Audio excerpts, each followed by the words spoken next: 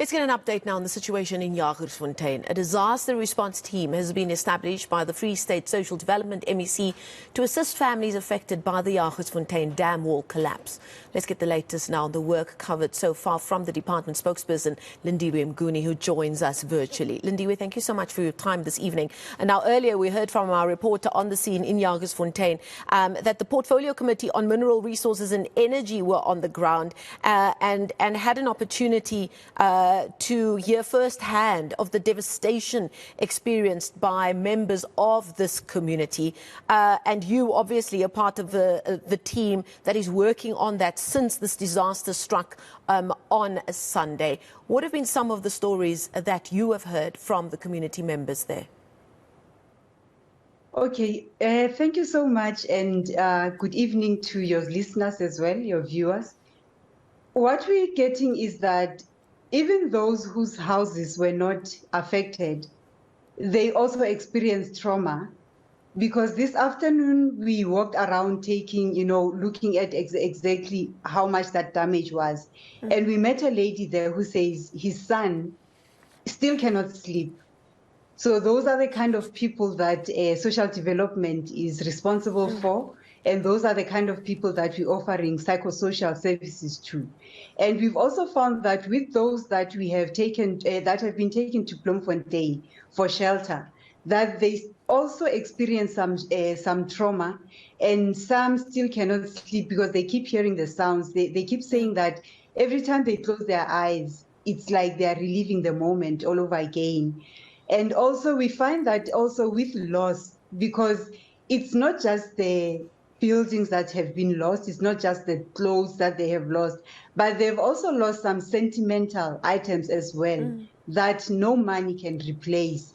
So it is that. But we've also found that with such a disaster, people come together and they help each other, because we have some whose houses were destroyed but who chose to stay. They either stay with their relatives or they stay with their friends. So the community there has opened their homes to people who are affected as well. Now, obviously, your department has had to work quite swiftly and be quite agile. Talk to us about the team that you've put together and what they're doing on the ground there. Yes, what happened was that as soon as we heard the news, which was on Sunday, just before 7 o'clock, because the disaster occurred around 6, the MEC immediately convened a team of management, a team of social workers, and a team of community development practitioners.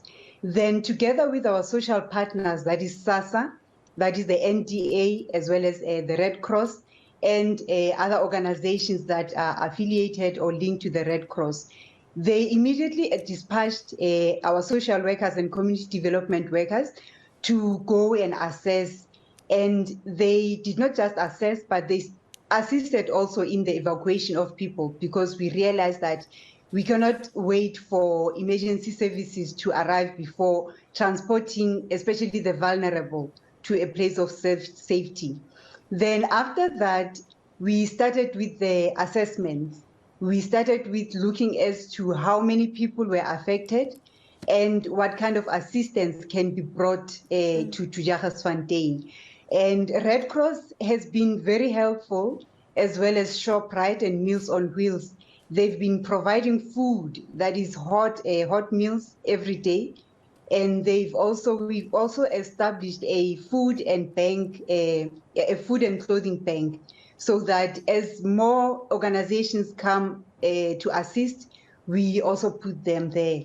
Then what our MEC also did was that we realized that with such a disaster, we'd end up having a lot of organizations joining, but you find that they are bringing the same thing. So with the establishment of the food and clothing bank, we're able to take stock and to see what is it that we still need and what is it that we have in excess of. And we also joined a group where all the stakeholders, that is your SASSA, your Red Cross, other provincial governments, as well as organizations that are raising their hands to say they want to assist. We put it in one group, that is the disaster group. And what we do is that we update each other on what is donated And also based on the assessments that social workers and community development workers are doing on the ground, we are also able to know that what is critically needed so that they can respond to that. And that has been working quite well. Lindiwe, if I could just come in here quickly, because I do believe one of the first things you did, and you mentioned it there, building profiles of those affected households and the individuals. I mean, I saw reports saying that there was a problem also with electricity and drinking water systems, which of course will affect those who haven't been evacuated and who've stayed behind. Can you give us a quick picture of what you've been able to draw up in terms of what the immediate needs are for things like electricity, drinking water, and of course hot meals? But of course the immediate needs are now, but they're going to be needing assistance further down the line as well. Can you paint a quick picture for us in that regard? That is true. That is why we've been providing hot meals, and not only for those affected, but also for the community. Because if there is no water, if there is no, the shops cannot open, then it means they will also, not even those that houses are still intact, they will still need food. That is why we have in excess of, it's more than 1,000 of hot meals that are provided each day, breakfast, lunch, as well as dinner. And that is not only for those that houses were swept away, but also those that are in the nearby locations, because they are also affected in the disaster. And long term, what we're going to need is, the water is the first one, which is why we're making a plea for people to donate water. They can bring 5 liters or any amount of water. They can get contact with us and donate water for us. And also for the hot meals, because we need to cook them, we will need also hot meals. And we've also realized that in the long term, the people will have to go back to their homes, because some of them, although they are damaged, but they can still live in them. They're going to need things like stoves. So we were suggesting that those who can donate the gel stoves, because they do not need electricity and they are much safer to use, that they can start donating those, as well as groceries for them. People might be watching now and they would like to help. Who can they contact, Lindiwe? If you can just give us a very quick idea of who they can email or send a message to. Okay, we have two officials that they can contact to us to take their donations. Am I allowed to say their numbers? Yeah, you can just give us one number so that people don't get confused.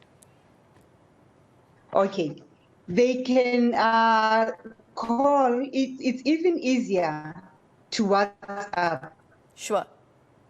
Because if you call, you might find that a lot of people are calling, but if it's a WhatsApp, we will not miss it. Okay, Lindiwe, just give us that number very quickly.